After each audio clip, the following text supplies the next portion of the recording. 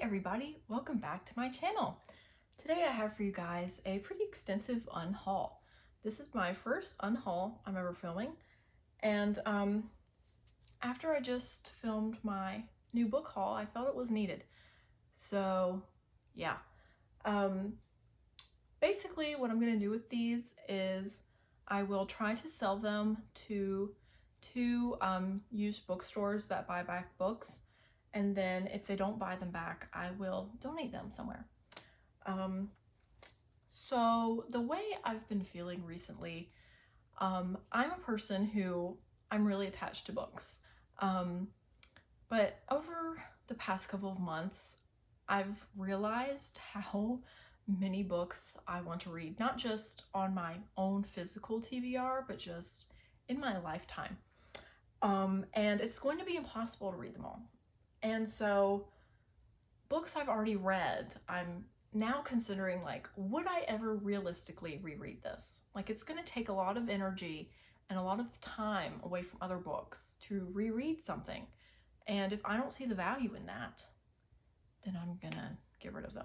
So most of these are books I've already read or have tried to read or have just sat on the shelves too long. Yeah, we're going to jump right in.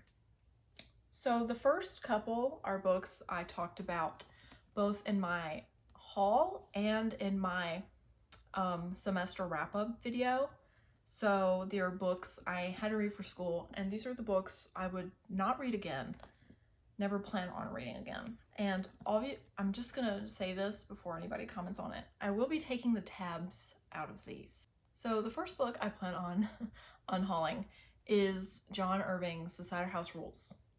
If you want to see my thoughts, go watch the semester wrap up. I just didn't jive with this, and I could never see myself rereading this. So it's going. Second book, The Second Church, Popular Christianity. Had to read this for history class and write a paper on it. I didn't enjoy it. The same goes for Alaric the Goth, An Outsider's History of the Fall of Rome. The Fall of Rome and the End of Civilization, and Augustine's Confessions. This was the translation by Sarah Rudin. Did not enjoy. So one last school book I didn't enjoy was All That She Carried. Well, I didn't enjoy it.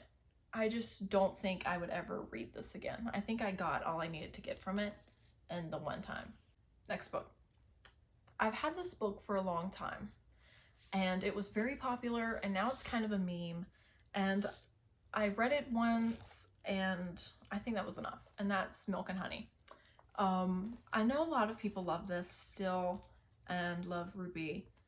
I'm not a poetry person, and I've had this for like 5 years. I've only read it once, and it's like very pretty and it's aesthetic, but it's not something that needs to take up space on my shelves anymore. So there's that. Next book is Eleanor and Park by Rainbow Rowell. I read this probably over 5 years ago. It's the only Rainbow book I've ever read. I can't even tell you the first thing about this book. And I really don't ever plan on ever rereading this. It probably served me at the time it was read in maybe 8th grade or 9th or 10th grade. It probably served its purpose then. So I don't know, guys. The sextuology I've been really debating over, and I finally just decided it was time, and that's Passenger and a Wayfarer by Alexandra Bracken. I read these probably, oh my god, it seems like it wasn't that long ago, but it was probably 3 or 4 or 5 years ago. And it's time travel, and she's a violinist. And like there's time travel and piracy and stuff. And I didn't not enjoy it. Like, I think at the time I liked it. I do remember the time travel, their time travel is always different and everything, and it really confused me in these. I remember I liked the love story, but just like, would I ever reread this realistically right now? There are so many books I want to read, and there are so many books I want to reread, and I just don't think I would ever reread this. So they're going. Thank you and goodbye. Another book I'm debating, and I might still keep it, is Zenith.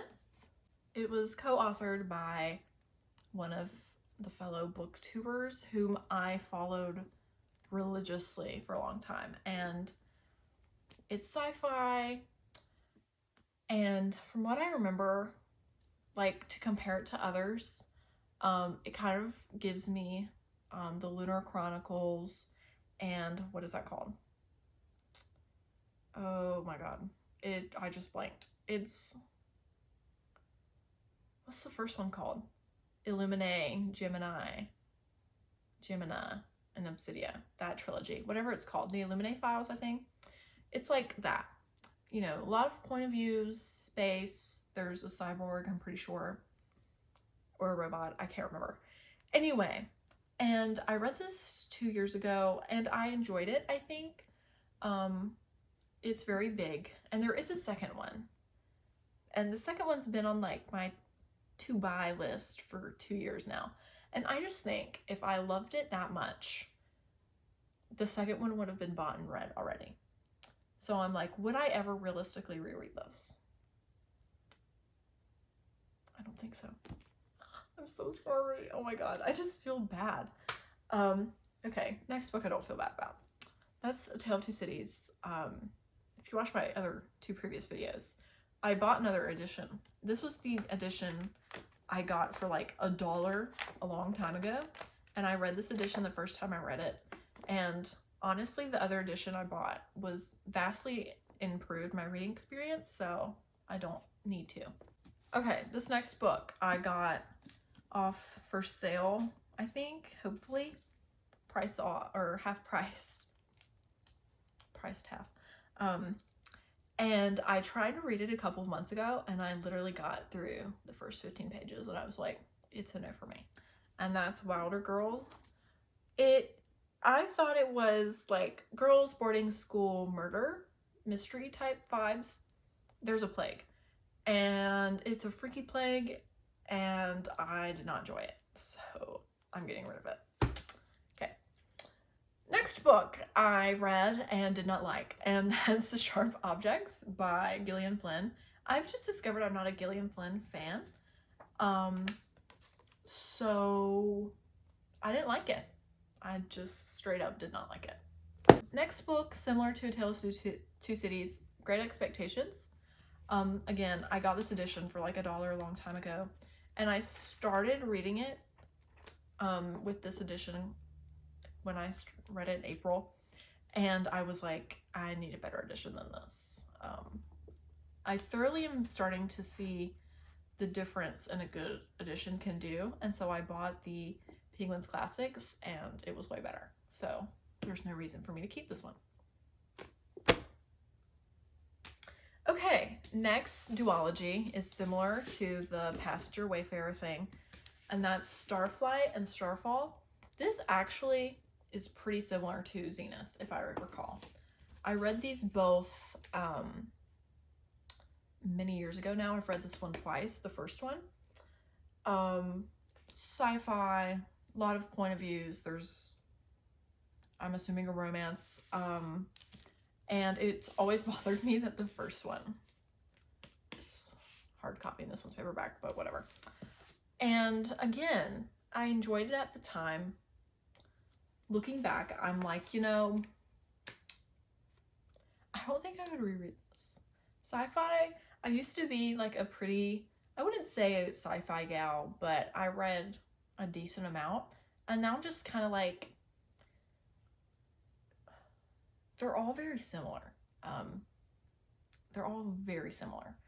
And if I'm in a sci-fi mood, I'm gonna just watch Star Wars. I mean, honestly, like, that's how I feel. So, they're going goodbye. This next book I read last year, and I think I talked about it last year, and that's Trick Mirror. I know it's getting popular again, and I highlighted it and everything, and it's a collection of essays / memoir, and the more I think about it, the more I'm like, there's so many good nonfiction books I would rather read than reread this. And I do think if I had read it at a earlier or later time in my life, I would have gotten more out of it. But I feel like with this, the things that are discussed, like I did get some stuff out of it, but I also feel like I could have gotten the same messages and lessons from other books that I liked more. So I'm going to take out my tabs and it's going goodbye. Okay, next book is A Study in Charlotte. I'm grappling with this one too. I read this probably 5 years ago now, and it's at a boarding school, and it follows the descendants of Sherlock and Watson, and they're solving crimes, obviously.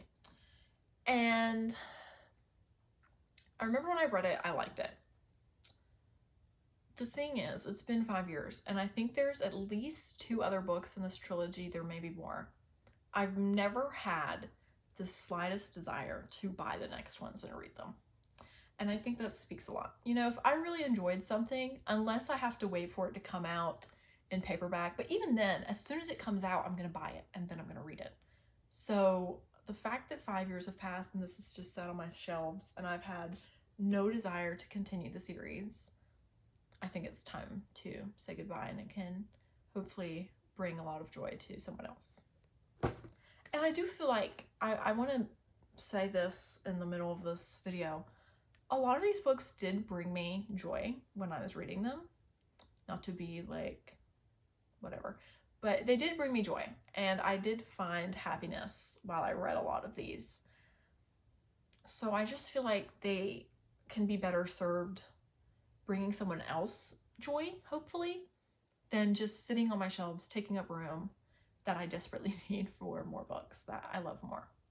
So that kind of applies to this next one. That's Serpent and Dove. I read this 2 or 3 years ago whenever it came out, and it was really big. And I remember I liked it. However, again, if I liked it that much, I would have bought the other 2 and read them already.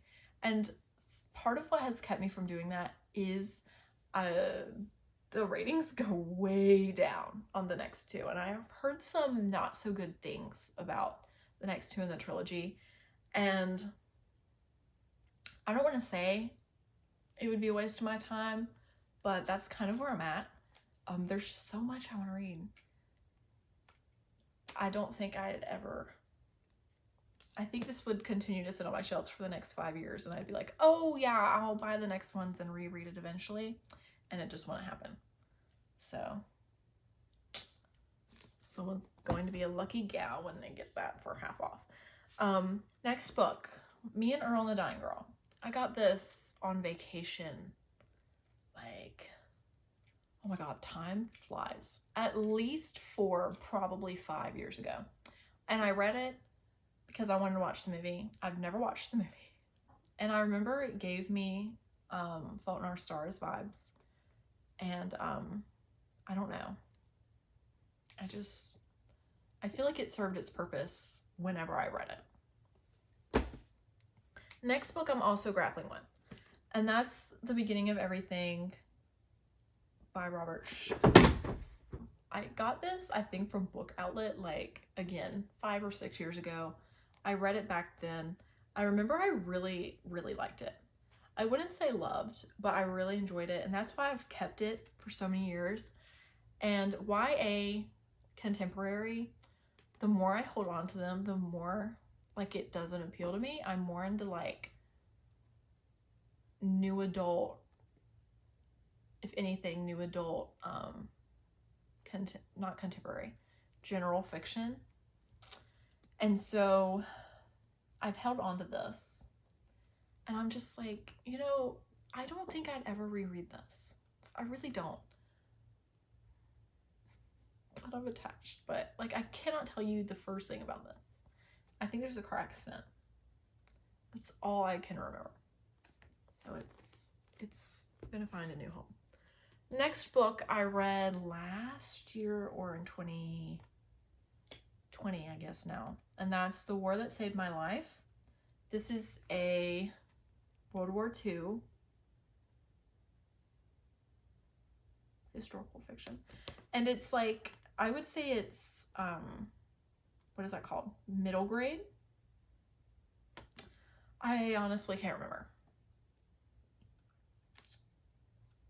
And there's so many historical fiction books that I want to read, and I just I can't remember this. And I remember at the time I read it, I was just kind of like, okay. I was kind of indifferent about it. So let's go. Okay. We have a trilogy next. I've kept this for so long. Actually, I think it's more than a trilogy, but I don't think they ever released the fourth one. Or it could have been released and I just don't know, which speaks volumes. And that's, they're out of order. The Name of the Star, the series name is Shades of London. I have the 3 of them. Maureen Johnson is a pretty famous, or well-known, I should say, author. Ghosts. It deals with paranormal, ghosts, and mystery type things. There's Rory, that's her name. I read this, it's got to be at least 6 years ago now. And I kept them because I think there is a next book, or there was supposed to be. I'm really not sure if she ever wrote it. And I was interested, and I liked it okay. If I cared that much, I would know if there's a 4th one or not, and I would have bought it and read it. And ghosts are just not my thing. You know, I feel like it's been done many times, and it's probably been done better looking back. So yeah. I also, brief interlude again, a lot of these I read when I was younger, and so now I feel like the standards are high. Do with that what you will. Another book, another contemporary, Love, Fortunes, and Other Disasters. I love the cover. Like, this is a great cover design. I really liked it when I read it. Oh, God, again, it's been so long. 5 years ago, at least, if not more. I would never reread this. Okay. Oh, this next one. Okay, this next one's hard. I think I read this in 8th grade. So that's a good, at least 6, if not 7 years. God, I'm old. And that's Will Grayson, Will Grayson by John Green and David Leviathan. Okay. So obviously I read this and bought this when the John Green craze was happening, and I was in the throes of it. I remember I liked it. It did introduce me to Neutral Milk Hotel, and one of my like favorite albums of all time, in the Airplane Over the Sea. But so that's mainly the reason I've held on to it, is like, oh, it introduced me to this band that I really enjoy, and one of my favorite songs of all time. But like, that's not a reason to keep a book, you know. Like, it introduced me to them, it did what it needed to do. And I started listening to them when I was in a certain frame of mind, and it kind of helped me. And like, that's what I needed it to do then. And I don't think I'd like it if I read it now. So I think it's time to say goodbye. Okay, last trilogy. Just looking at it, I'm like, maybe I should keep them. Okay. And that's the Fifth Wave trilogy. Wow, there's a lot of sci-fi on here. I'm like, goodbye sci-fi phase of 8th, 9th grade. So I bought these when the movie came out, years ago now. And I read them. I waited for The Last Star. I waited. I bought it when it came out, and I was devastated by the ending, to say the least. So I did read these. I remember them.